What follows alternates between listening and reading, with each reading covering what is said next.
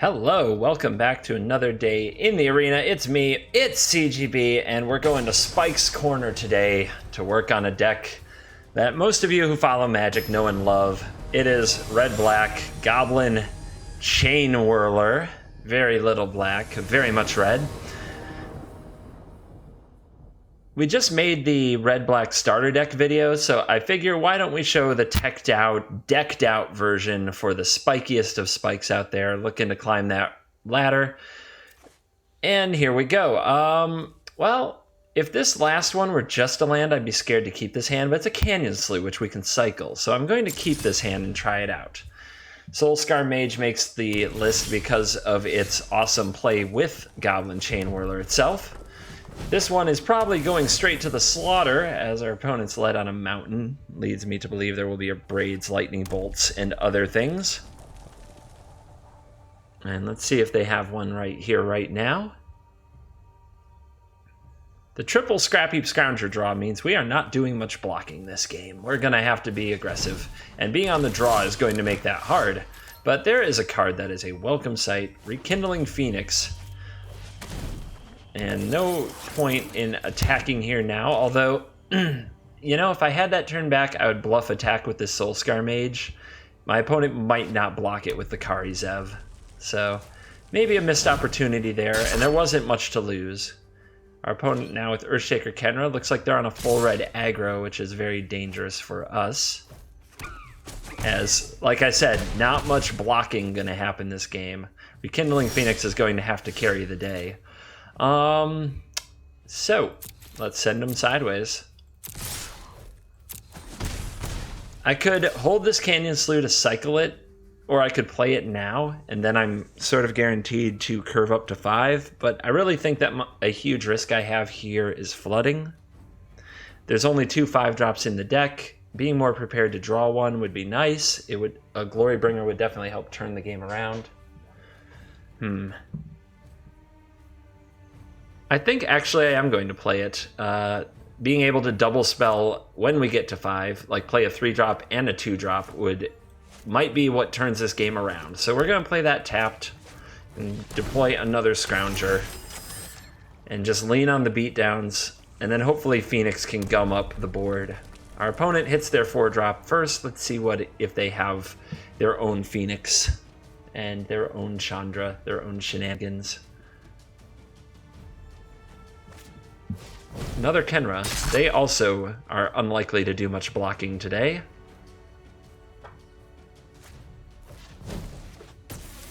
So a lot of small creatures.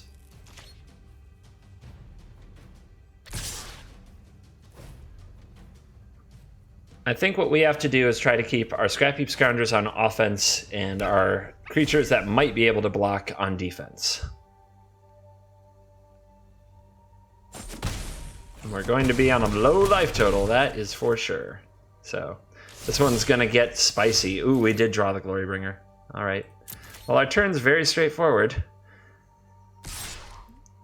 Keeping a hand with so many Scrapheap Scroungers on the draw might have been our downfall this game. However, in best of 1, it's really hard to predict just what you're going to come up against. I don't have a ton of regrets. This is a perfectly fine hand. It just hasn't had a removal spell or a Chainwhirler, which a Goblin Chainwhirler at any point in this game would have completely swung the game. Now let's see if our opponent can finish us here. Do they have an On-Crop Crasher, a Glorybringer? They have a Hazoret, just as bad. And I'm sure everybody wishes to attack. However, I think we can kill our opponent on the counterattack if they don't kill us right now. Let's see. We're going to do some math. If we just block there, we take 1, 2, 3, 4, 5, 6. We go to 1, and then the counterattack is lethal. So our opponent has some decisions to make.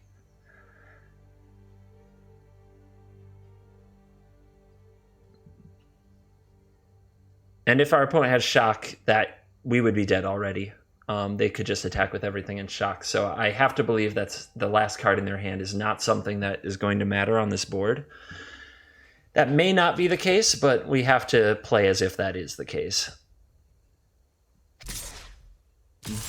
Hazoret, Bomat, Kari Zev.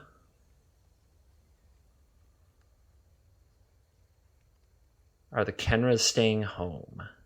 If they do, and that's all that stays home, we can win this game, I believe. All right.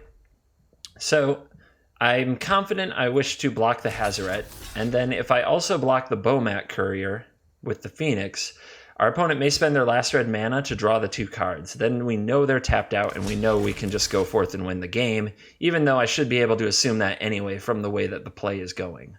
So we're going to try this. If our opponent does have a shock, we'd already be dead, like I said. So I can assume that they do not have one. A Magma Spray, though, would be very...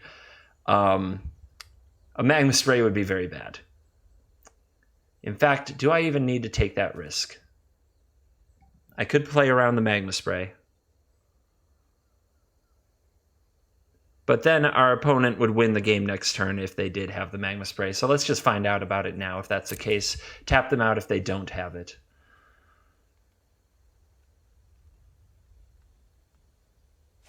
And here's the tap out. The last card was a land. 2 cards in hand. We're down to 4. And now we have the bringer of the glory, which will exert and kill one of the Kenras, letting our other Scrounger get through, dealing a total of 11 damage to an opponent at 10 life.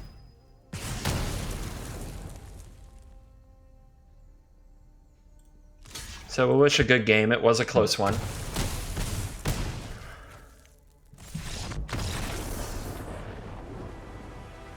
Our opponent with a very decent hand, but the power of the Phoenix in the Glorybringer brought it on home. Let's take a quick look at the list. What is with me in words? Anyway,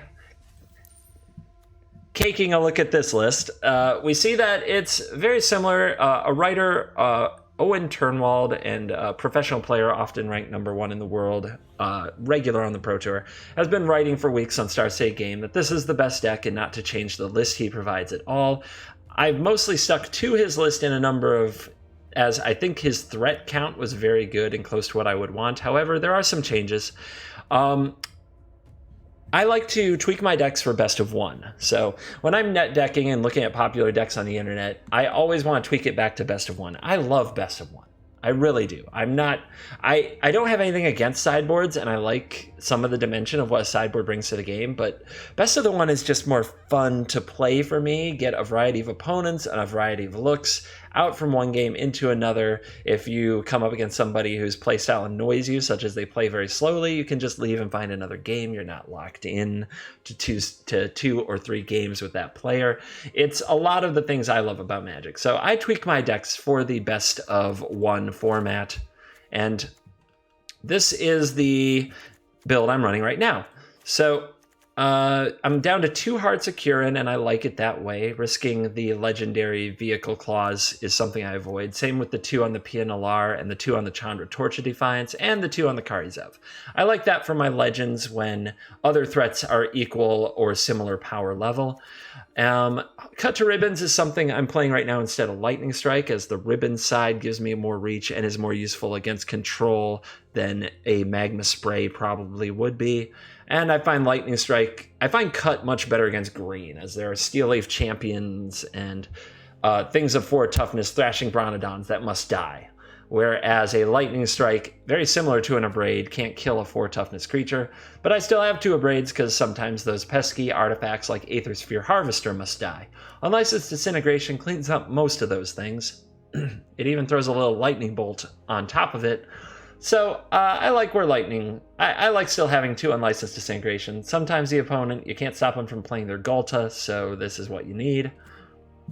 Also down the stretch, I have 2 Banefires, which are the Dominaria cards in the list, or not Dominaria, M19 cards in the list, and they give you some reach against those control decks, which used to be a very, very bad matchup for this deck.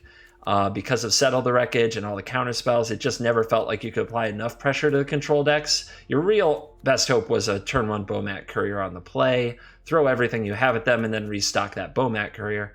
But Banefire gives a different dimension to the deck, where now if they Settle the Wreckage for 3 or 4 creatures, you can untap and Banefire them for the remainder of their life total. And I like having those in the deck.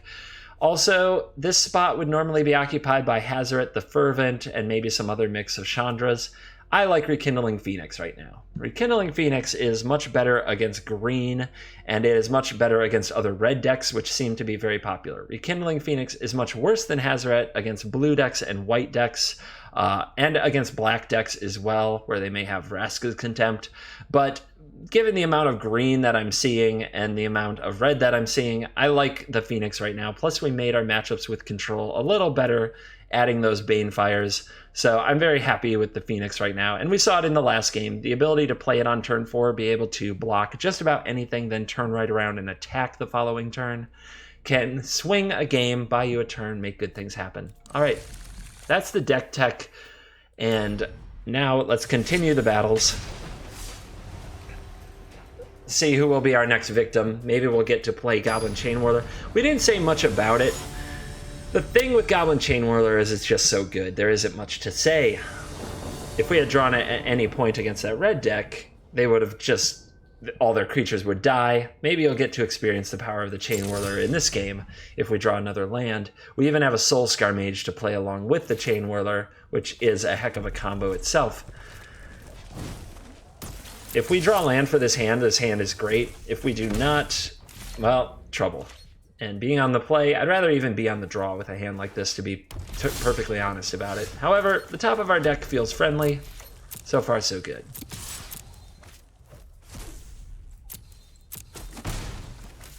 Soul-Scar Mage deployed. Let's see what our opponent decides to play. Will it be something that is a proper victim of the Chainwhirler? Will it be a removal spell, a Lightning Strike? Down goes Soul-Scar Mage. So big decision here on whether or not to play our Goblin Chainwhirler. When I'm this far ahead, and our opponent's very likely to play a Chainwhirler of their own, I like playing mine. Just keep the pressure on. We don't get a creature this way, but I think sitting back would be a bad move. Especially with our powerful top end here. If we draw land, it's good. If we draw spells, it's good. Our opponent will see no more. They've had enough. A bit of a non-game of Magic. Let's see if we can launch another. The mere sight of the Chainwhirler has frightened our opponent into the Aether, from whence they may or may not ever return.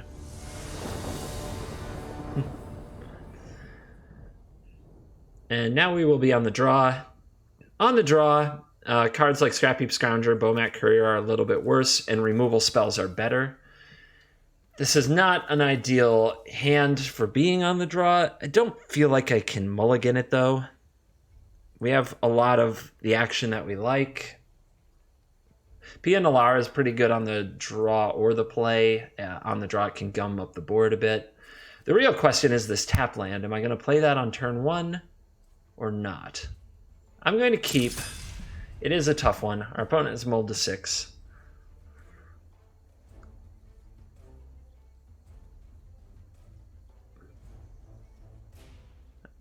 There's a lot of factors to consider before deciding which land to play, such as what card we draw first, being on the draw, and if our opponent mulligans any lower and what they show us. So they scryed at the top, so they found something they like. This is likely to be a real game, not a non-game. Another 1-drop. I think, given the Aether Hub, which, if our opponent wants to use it this turn, costs them the energy, I think that this is a Bomat Courier turn. So we can start getting cards under it, and then next turn will be a Soul-Scar Mage tap land turn unless we draw land. Alright, black mana and go. So perhaps it is a control deck. We did draw the land. Let's send in our Bomat Courier. This could be a snake deck, although I think they would have had a 2-drop. It could also be some kind of blue-black control or Grixis mid-range deck. So, Against this mana, we could double spell with our Soul-Scar Mage. I'm a little nervous. There are some cards that could punish us for that, like Golden Demise. I think I just want to deploy my Scrapheap Scrounger as it attacks for the most damage, and if they counter it, we can get it back. Unless, of course, it is syncopated.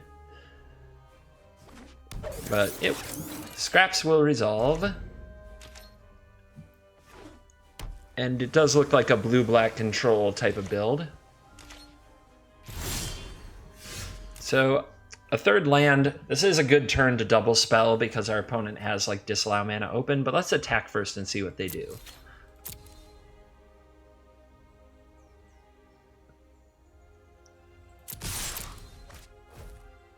Of course, by double spell, if you aren't familiar with the term, playing 2 spells in 1 turn instead of 1. We have the option of playing 1 spell, the Pia Nalaar, but if that's countered, that's our entire turn taken.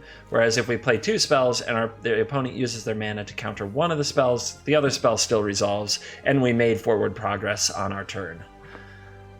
Opponent is deciding what to kill, and it is a tough choice. The Scrapheap Scrounger right now, we haven't shown that we have a black source, so it could go away for a long time. And it is a Bomat Courier facing an Essence Extraction. That is annoying. I don't want my opponent to gain that life, but I don't want to discard my hand either. So our opponent will gain 3 life, so they are a little bit prepared for battling with a red deck. But now that they are tapped out, we'll send out the Pia Nalaar.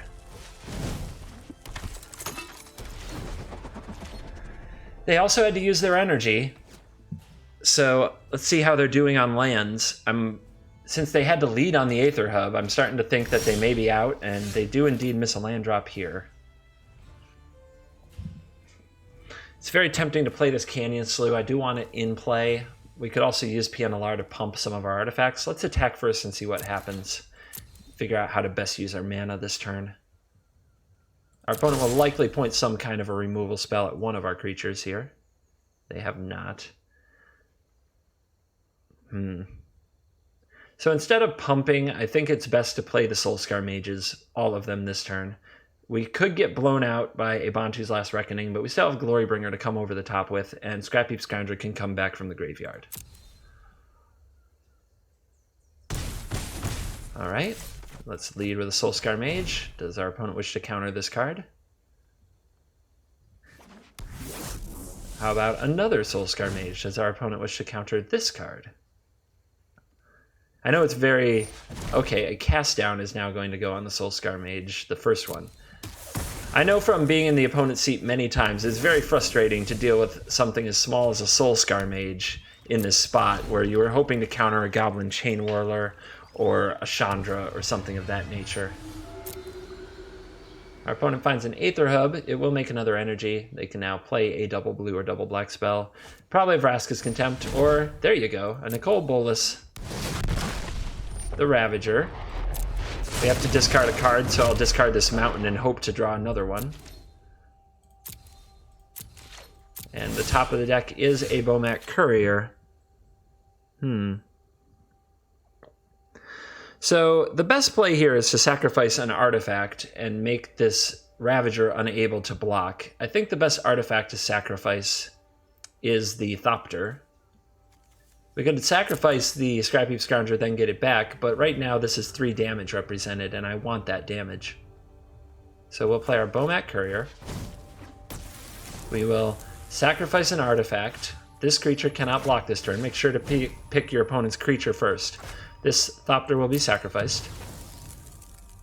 We will also activate and pump up our Scrapheap Scrounger, so we do an additional point of damage. We'll attack with the crew, and we'll cut into our opponent's life total quite viciously. Down to 4.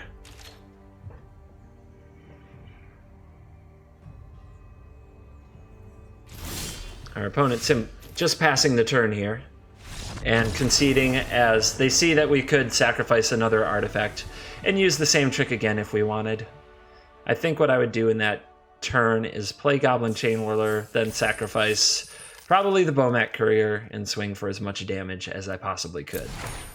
All right, Well, I hope you enjoyed this video. Thanks for hanging out in Spike's Corner as we show you some of the more dangerous decks of the format. Red-black, still certainly a tier 1 and serious threat to everything in the format, and something that you should consider when taking out your spiky side in the arena. Thanks for watching. This is CGB, and I will see you next time.